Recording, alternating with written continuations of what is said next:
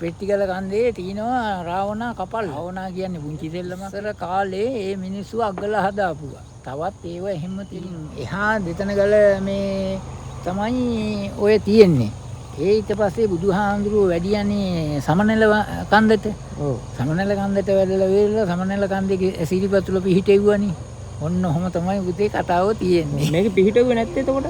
මේක පිහිටෙව්වේ නැති මේ බුදුහාඳුරන්ට හරිය නෑනේ මේ අසුද්ධයන්නේ. ගැරන්ඩියා කිලුටක්නේ. ගැරන්ඩියා මැරිලා එල්ලුවේ මේ මෙතන එපා කියන එක.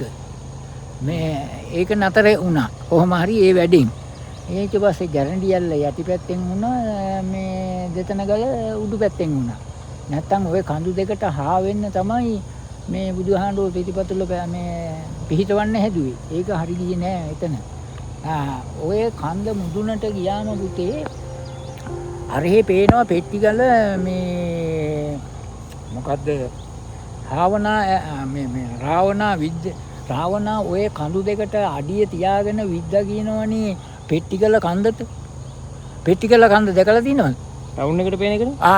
පෙට්ටිගල කන්දේ තියෙනවා රාවණා කපල්ල. එතනට විද්දා කියනවනේ මෙතන ඉඳලා ඊතලේ දෙතනගල ඉඳලා කකුල් දෙක දෙපැත්තට තියාගෙන. රාවණා කියන්නේ පුංචි සෙල්ලමක්. දැන් ඔය සීතා එළිය මේ භගවන්තලාවේ තියෙනවා අග්ගලා. අග්ගලා කියන්නේ හාල් වලින් හදාපු අග්ගලා. අහු වෙනවා යනකොට. දෙතනගල යනකොටත් අහු වෙනවා. ඒ ඉස්සර කාලේ මේ මිනිස්සු අග්ගලා හදාපුවා. තවත් ඒව එහෙම තියෙනවා.